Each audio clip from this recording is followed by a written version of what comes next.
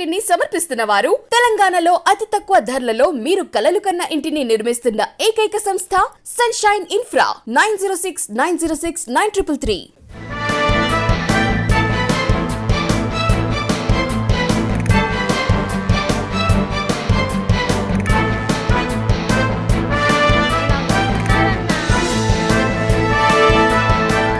నమస్కారం, welcome to V3 news లక్ష్యం సమాచితం.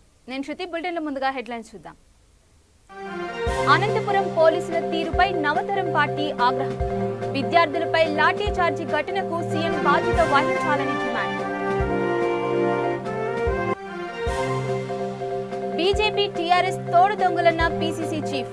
కాళేశ్వరంలో అవినీతిపై విచారణకు ఆదేశించే దమ్ముందా అంటూ సవాల్.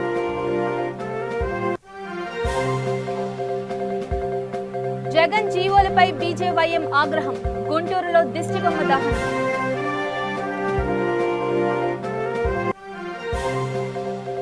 బట్టిప్రోలులో 14న సభ్యత్వ నమోదు వెల్లడించిన కాంగ్రెస్ నేతలు.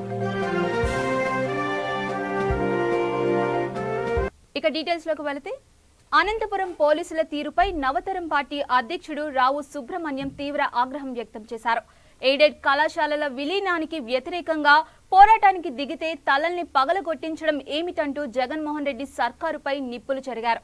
మహిళా విద్యార్థిని తల పగలగొట్టడమే కాకుండా విద్యార్థులపై అమానుష లాఠీచార్జ్ ఘటనకు ముఖ్యమంత్రి జగన్, డీజీపీ సవాంగ్, అనంతపురం జిల్లా ఎస్పీ బాధ్యత వహించాలని డిమాండ్ చేశారు. ఇది సిపాయిల తిరుగుబాటును గుర్తు చేస్తుందని అన్నారు. విద్యార్థులు కళ్లు తెరిస్తే జగన్మోహన్ రెడ్డి ప్రభుత్వం కూలిపోవడం తథ్యమన్నారు. ఎయిడెడ్ కళాశాలల విలీనాన్ని తక్షణమే నిలిపివేయాలని తమ పార్టీ డిమాండ్ చేస్తుందని అన్నారు. విద్యార్థుల ఉద్యమానికి మద్దతు ప్రకటించారు. కవరేజీకి వెళ్లిన జర్నలిస్టులపై కూడా పోలీసులు జులం ప్రదర్శించడాన్ని ఆయన తీవ్రంగా ఖండించారు. అనేది చాలా బాధాకరమైనటువంటి విషయం. దీన్ని నవతరం పార్టీ నుంచి తీవ్రంగా ఖండిస్తా ఉన్నాం. మరి దీనికి ఒక మహిళా విద్యార్థినికి తలగొడ పగలగొట్టారు అంటే, విద్యార్థులు ఉద్యమిస్తే, విద్యార్థులు ప్రశ్నిస్తే అమానుషంగా లాఠీ చార్జీలు చేస్తారా, తలలు పగలగొడతారా? మరి దీనికి ఖచ్చితంగా ముఖ్యమంత్రి జగన్మోహన్ రెడ్డి గారు, ఆంధ్రప్రదేశ్ రాష్ట్ర డీజీపీ సవాంగ్ గారు, అట్లాగనే అనంతపురం జిల్లా ఎస్పీ ఎవరైతే ఉన్నారో ఆయన, వీళ్ళందరూ కూడా ఖచ్చితంగా బాధ్యత వహించాల్సినటువంటి పరిస్థితి ఉంటుంది. విద్యార్థులు ఇంతవరకు మౌనంగా ఉన్నారు. విద్యార్థులు కళ్ళు తెరిస్తే, విద్యార్థులు ఉద్యమిస్తే జగన్మోహన్ రెడ్డి సర్కారు కూలిపోవడం తథ్యమని చెప్పి నవతరం పార్టీ నుంచి తెలియజేస్తూ ఉన్నాం. మరి ఈరోజు ఏదైతే అమానుషంగా విద్యార్థుల మీద లాఠీచార్జీ జరిగిందో దీన్ని నవతరం పార్టీ నుంచి తీవ్రంగా ఖండిస్తూ విద్యార్థులకు అండగా ఉంటామని కూడా తెలియజేస్తూ ఉన్నాం. అంతేకాకుండా మరి మీడియా కవరేజ్కి వచ్చినటువంటి జర్నలిస్టుల పైన కూడా చాలా అమానుషంగా అగౌరవపరిచే విధంగా వాళ్ళని చొక్కాలు పట్టుకొని వెళ్ళటం, తోసుకొని వెళ్ళటం. పోలీసులు ఏమనుకుంటున్నారు? పోలీస్ డిపార్ట్మెంట్ ఆంధ్రప్రదేశ్ రాష్ట్రంలో చట్ట ప్రకారంగా నిరసన తెలియజేసేటువంటి హక్కు మరి విద్యార్థులకు ఉంది. మరి విద్యార్థులు చేస్తూ ఉన్నటువంటి ఉద్యమాన్ని చూపించాల్సినటువంటి బాధ్యత జర్నలిస్టులకు ఉంది. ఇటువంటి పరిస్థితులన్నీ తెలిసి కూడా ఉద్దేశపూర్వకంగా మరి ముఖ్యమంత్రి జగన్మోహన్ రెడ్డి చేసినటువంటి ఒక అనాలోచితమైనటువంటి నిర్ణయాన్ని సమర్థిస్తూ విద్యార్థులపైన దాడి చేయడం అనేది ఖచ్చితంగా ఇది తప్పు. దీన్ని నవతరం పార్టీ నుంచి తీవ్రంగా ఖండిస్తూ ఉన్నాం. చిలకలూరిపేటలో జాతీయ స్థాయి కుంగ్ఫూ కరాటే టోర్నీ నిర్వహించ తలపెట్టడం గర్వకారణమని నవతరం పార్టీ జాతీయ అధ్యక్షుడు సుబ్రహ్మణ్యం తెలిపారు. మాజీ మంత్రి పుల్లారావు పేరిట ఇంటర్నేషనల్ కుంగ్ఫూ కరాటే పోటీలు నిర్వహిస్తున్నామని అన్నారు. 18 రాష్ట్రాలకు చెందిన మార్షల్ ఆర్ట్స్ విద్యార్థులు ఇక్కడికి రావడం వల్ల పట్టణ ఖ్యాతి దేశమంతటా వ్యాప్తి చెందుతుందని అన్నారు.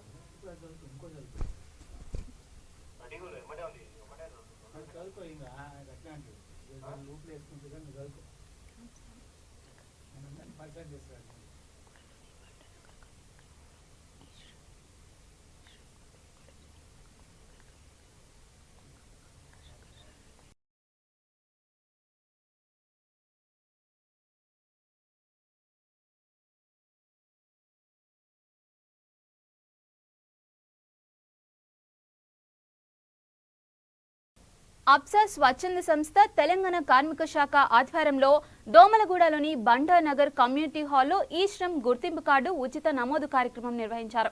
ఈ కార్యక్రమానికి ముఖ్య అతిథిగా కార్మిక శాఖ అధికారులు రాజశేఖర్ చారి, శిరీష, అప్సా, ప్రాజెక్ట్ మేనేజర్ ప్రవీణ్ కుమార్, రమేష్, శ్రావణి హాజరయ్యారు.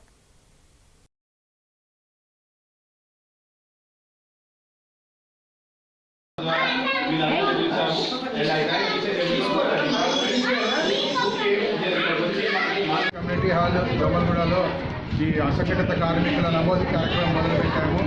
అప్సా వాళ్ళ సహాయంతో లేబర్ కార్మిక శాఖ మరి మా జాయింట్ కమిషనర్ శ్యామ్ సుందర్ రెడ్డి గారి ఆదేశాల మేరకు మేము ఈ అవేర్నెస్ క్యాంపు పెట్టి ప్రజలందరికీ కార్మికులకందరికీ రిజిస్ట్రేషన్ చేసుకోమని చెప్తున్నాము.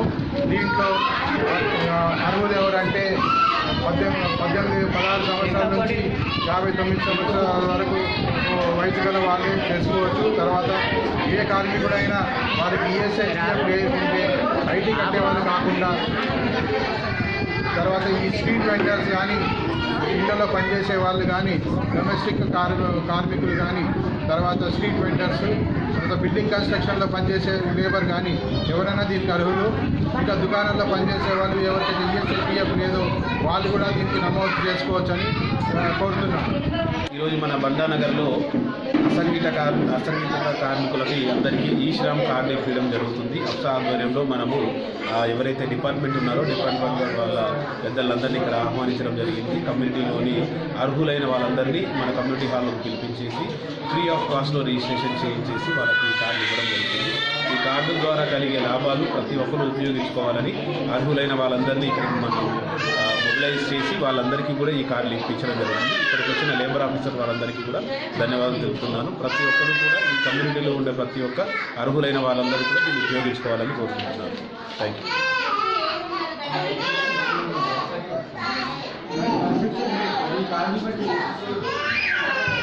భవిష్యత్తులో అనేక శిక్షణ తరగతులను నిర్వహించాల్సిన అవసరం ఉందని పిసిసి అధ్యక్షుడు అభిప్రాయపడ్డారు. సోనియా గాంధీ ఆమోదిస్తే వచ్చే ఏడాది ఏఐసిసి ప్లీనరీ సమావేశాలను హైదరాబాద్లో నిర్వహిస్తామని అన్నారు. కేసీఆర్, బండి సంజయ్ల ప్రెస్ మీట్లు చిక్కడపల్లి కల్లు కాంపౌండ్ను తలపిస్తున్నాయని అన్నారు. బండి సంజయ్ని కేసీఆర్ 6 ముక్కలు చేస్తా అన్నప్పటికీ అరవింద్, బండి సంజయ్లు ఎందుకు నోరు విప్పడం లేదంటూ నిలదీశారు. కాంగ్రెస్ పార్టీని చర్చలో లేకుండా చేయడం కోసమే బీజేపీ, టీఆర్ఎస్ రాజకీయ నాటకాలు ఆడుతుందని అన్నారు. మోడీ, అమిత్ షాలకు చిత్తశుద్ధి ఉంటే కాళేశ్వరం ప్రాజెక్టులో అవినీతిపై సిబిఐ విచారణకు ఆదేశించాలని కోరారు. సిబిఐ విచారణకు ఆదేశిస్తే కేసీఆర్ అవినీతిని నిరూపిస్తానని, అలా చేయకపోతే రాజకీయాల నుంచి తప్పుకుంటానని అన్నారు. కేసీఆర్ ఇచ్చిన డబ్బులను తమిళనాడు ఎన్నికలకు కిషన్ రెడ్డి తరలించారని ఆరోపించారు. నెక్లెస్ రోడ్లో సంజీవయ్య పార్కును మంత్రి తలసాని ఆక్రమించాడని అన్నారు. విచారణకు ఆదేశిస్తే ధైర్యం బీజేపీకి ఉందా అంటూ సవాల్ విసిరారు.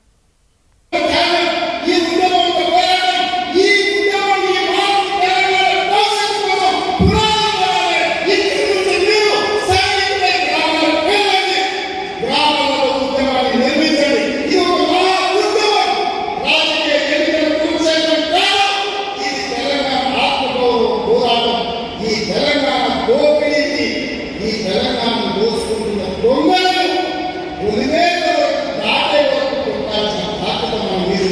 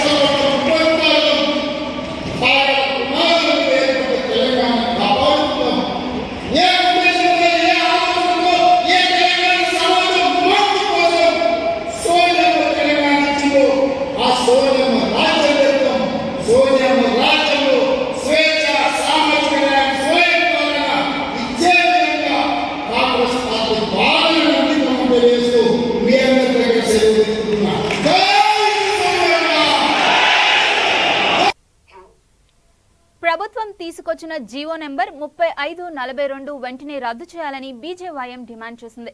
ప్రభుత్వ వైఖరికి నిరసనగా గుంటూరులోని శంకర్ విలాస్ సెంటర్ వద్ద సీఎం జగన్మోహన్ రెడ్డి దిష్టిబొమ్మను దహనం చేసింది. అనంతపురంలో విద్యార్థుల పట్ల పోలీసుల తీరును ఆ సంస్థ నేతలు తీవ్రంగా ఖండించారు.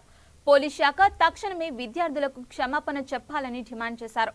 ఈ కార్యక్రమంలో నెల్లూరు జిల్లా ఇన్ఛార్జ్ శ్రీనివాస్, జిల్లా ప్రధాన కార్యదర్శి నాగిరెడ్డి, జిల్లా ఉపాధ్యక్షుడు పవన్, జిల్లా కార్యదర్శి రామిశెట్టి గోపి థామస్ పాల్గొన్నారు.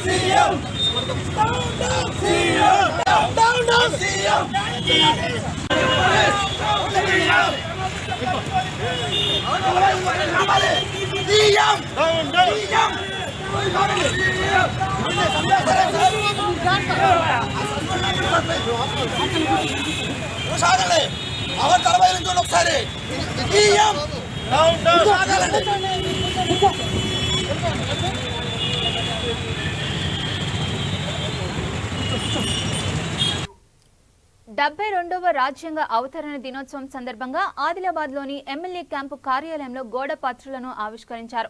సంవిధాన్ బచావో దేశ్ బచావో పేరిట ఈ పత్రులను రూపొందించారు. వీటిని మున్సిపల్ చైర్మన్ జోగు ప్రేమేందర్ విడుదల చేశారు. Municipal vice chairman Zaheer Ranjani, Ajay Dayanand Gaikwad పాల్గొన్నారు.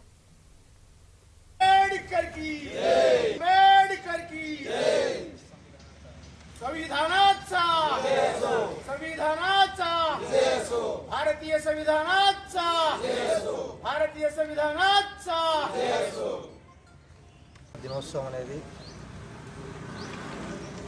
మరి స్థానిక అంబేద్కర్ భవన్లో ఘనంగా నిర్వహించుకోవడం జరుగుతుంది. మరి 26వ తేదీ రోజు కాబట్టి ఈ కార్యక్రమానికి మరి సమయటువంటి ఆయా ఎస్సీ ఎస్టీ బీసీ మైనార్టీ సమయటువంటి అన్ని సంఘాలు మరి కార్యక్రమంలో పాల్గొని మరి మన రాజ్యాంగ రూపకర్త బాబాసాహెబ్ అంబేద్కర్ గారి మరి ఆయన చూసినటువంటి ఆ రాజ్యాంగం యొక్క విలువలను, హక్కులను మరి ఆ రోజు అందరూ కూడా ఆ కార్యక్రమంలో నాయకులు అనేటివి పాల్గొంటారు. కాబట్టి మన ఆ కార్యక్రమంలో పాల్గొని ఈ సభను విజయవంతం చేయాలని, అదేవిధంగా ఈరోజు స్థానిక ఎమ్మెల్యే క్యాంప్ ఆఫీస్లో సమయటువంటి గోడ కరపత్రాలను మనం ఈరోజు విడుదల చేసుకోవడం జరిగింది. మరి ఆ సభకు అందరూ కూడా హాజరై ఆ సభను విజయవంతం చేయాలని కోరుకుంటున్నాం. हमारे आमदार साहब कैंप ऑफिस पे संविधान बचाओ देश बचाओ आध्वर्य में संविधान दिवस 26 नवंबर बनाने का तय हुआ सो है। ये कार्यक्रम अंबेडकर भवन कलेक्टर चौक पे 26 नवंबर को बनाया जा रहा है। इस कार्यक्रम में जनार्दन राठौड़ साहब, ऑल कम्युनिटी के ऑर्गेनाइजर, लीडर्स सभी लोगों को इनवाइट किया सो है। इस कार्यक्रम को ज़्यादा संख्या में, हजारों की संख्या में आके उपस्थित होकर विजयवंत करेंगे बोल के मैं आशा व्यक्त करता हूँ।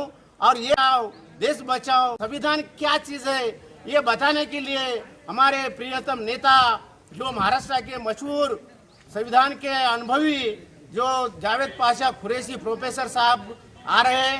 उसी तरह बीसी संघकर्ता स्टेट प्रेसिडेंट जो हमारे नारा गोनी साहब प्रोफेसर उन्होंने आ रहे हैं। और मराठी में बात करने के लिए, क्योंकि महाराष्ट्र बॉर्डर रहने की वजह से मराठी के अभी स्पीकर हमने जो भैंसे से गिरिधरी जंगमे साहब को बुलाए सो है। ये कार्यक्रम को आप सभी लोग आकर कार्यक्रम का शोभा बढ़ाएंगे बोल के फिर से एक बार सभी को मैं धन्यवाद देते हुए आमंत्रित करता हूँ। सभी लोग आके कार्यक्रम को सक्सेसफुल करेंगे बोल के आशा रखता हूँ। కడప జిల్లా సిద్ధవటం మండలం ఉప్పర్పల్లిలో వర్షపు నీరు నిలిచిన ప్రాంతాలను గుర్తించిన పంచాయతీ సిబ్బంది యుద్ధ ప్రాతిపదికన మరమ్మతు పనులు చేపట్టారు. పారిశుద్ధ్యంపై దృష్టి సారించారు. చెత్తను డంపింగ్ యార్డుకు తరలిస్తున్నారు.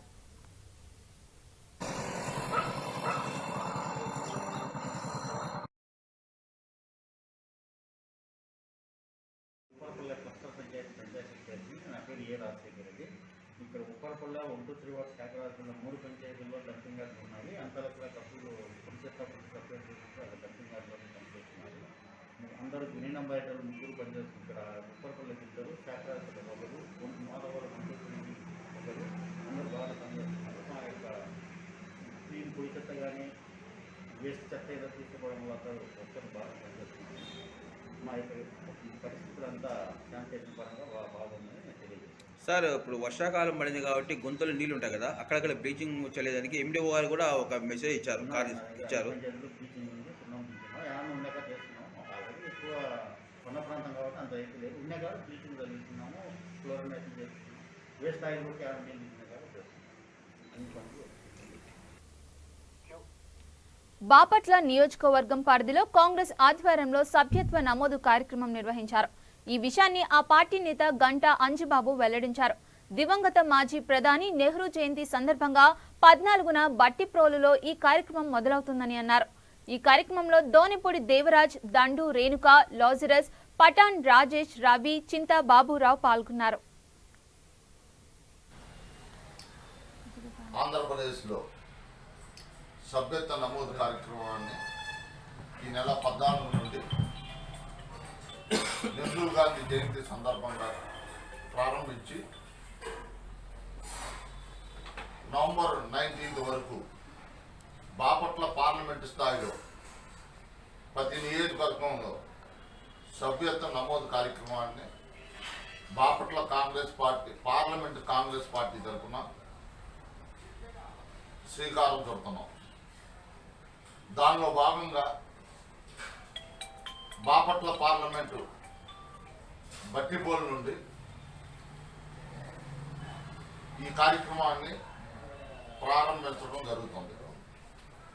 దీనిలో భాగంగా జేడి శరం గారు బట్టిపోలులో ఒకరోజు మొత్తం పాదయాత్రలతో సభ్యత్వ కార్యక్రమాన్ని నమోదు చేస్తూ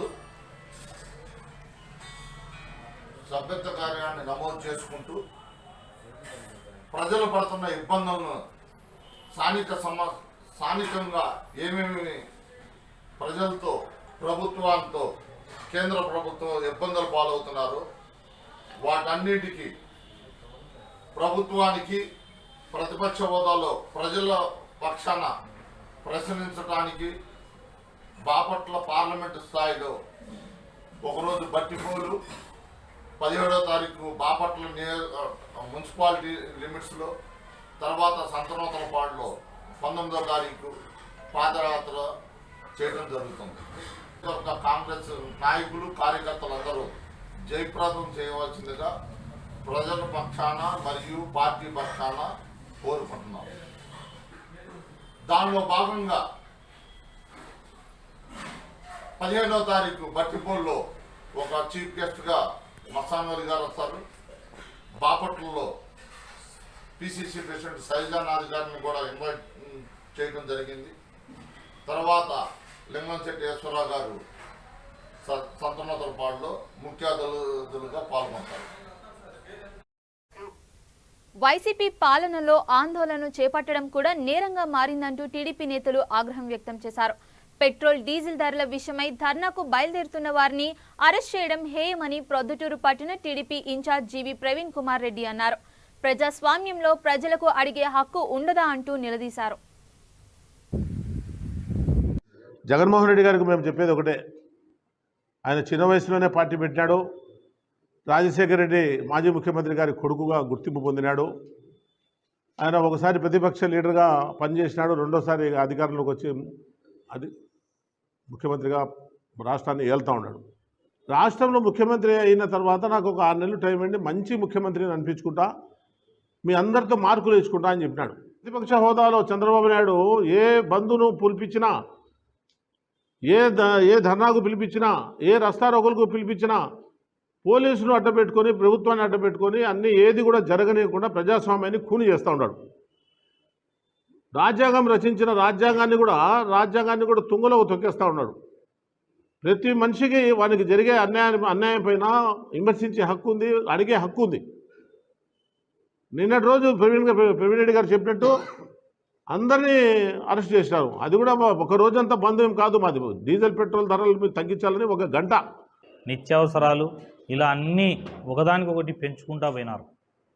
మరి పెంచిన పెట్రోల్ ధరల్ని కేంద్ర ప్రభుత్వం 10 రూపాయలు తగ్గిస్తే దాదాపుగా భారతదేశంలో ఉన్నటువంటి రాష్ట్రాలు వాళ్ళు కూడా వ్యాట్ను తగ్గించుకొని ప్రజలకు ఇది భారమైందని గ్రహించి పరిపాలన చేసే వాళ్ళు తగ్గించినారు.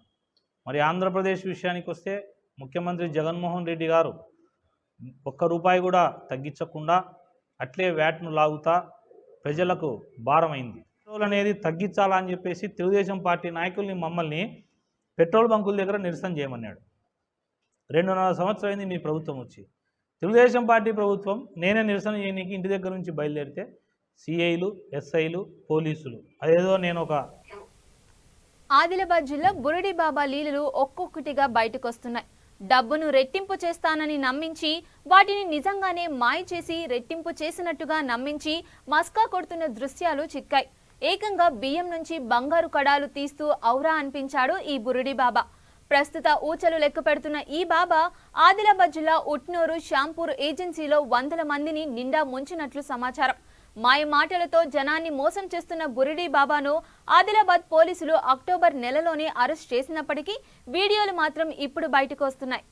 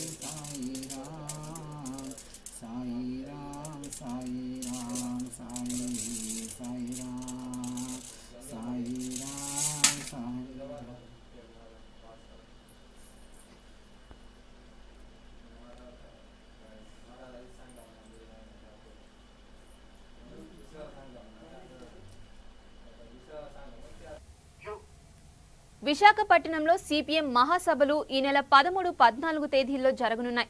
ఈ విషయాన్ని ఆ పార్టీ నగర కార్యదర్శి గంగారావు వెల్లడించారు. ఈ సందర్భంగా విశాఖపట్నం స్టీల్ ప్లాంట్, ఇతర ప్రభుత్వ రంగ సంస్థల పరిరక్షణ, ఉక్కు నిర్వాసితులకు శాశ్వత ఉపాధి, ప్రజల మౌలిక వసతుల సమస్యలపై చర్చిస్తామని అన్నారు. ముఖ్య వక్తగా పార్టీ రాష్ట్ర కార్యదర్శి మధు, రాష్ట్ర కార్యదర్శి వర్గ సభ్యులు నరసింగారావు హాజరవుతారని తెలిపారు.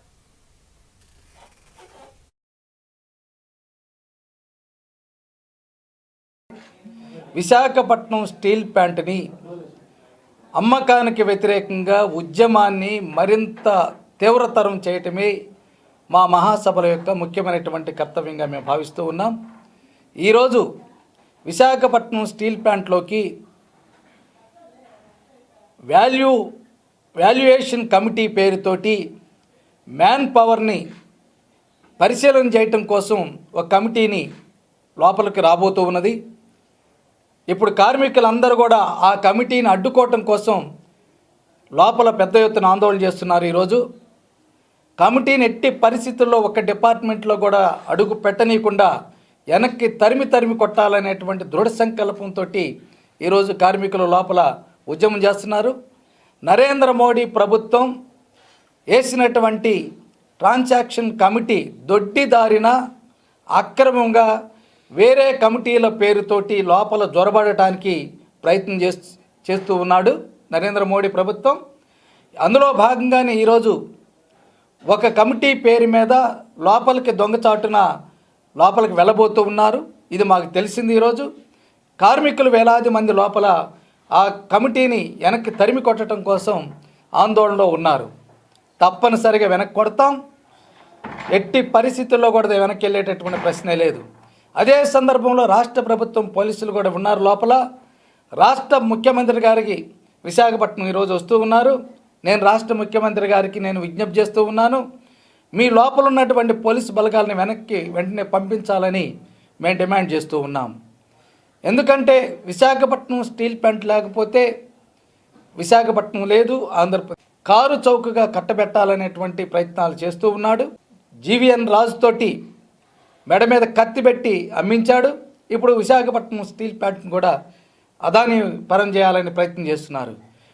అలా సందర్భంలో ఈ ఉద్యమాన్ని మరింత తీవ్రతరం చేయాలి. ఇప్పుడు 200 రోజులు నుంచి ఉద్యమం తీవ్రంగా సాగుతుంది. కార్మికులు కానీ బులెటిన్ ముగించే ముందు హెడ్లైన్స్ మరోసారి చూద్దాం. అనంతపురం పోలీసుల తీరుపై నవతరం పార్టీ ఆగ్రహం. విద్యార్థులపై లాఠీ చార్జీ ఘటనకు సీఎం బాధ్యత వహించాలని డిమాండ్. బీజేపీ టీఆర్ఎస్ తోడు దొంగలన్న పీసీసీ చీఫ్. కాళేశ్వరంలో అవినీతిపై విచారణకు ఆదేశించే దమ్ముందా అంటూ సవాల్.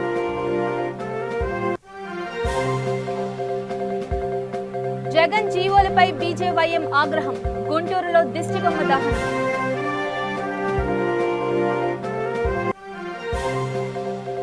బట్టిప్రోలులో 14న సభ్యత్వ నమోదు వెల్లడించిన కాంగ్రెస్ నేతలు.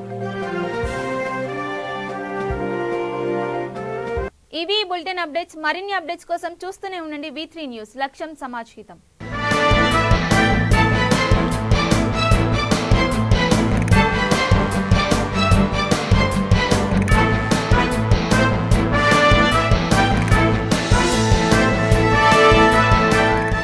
ఈ బులెటిన్ ని సమర్పించిన వారు తెలంగాణలో అతి తక్కువ ధరలలో మీరు కలలు కన్న ఇంటిని నిర్మిస్తున్న ఏకైక సంస్థ సన్షైన్ ఇన్ఫ్రా 9069069333.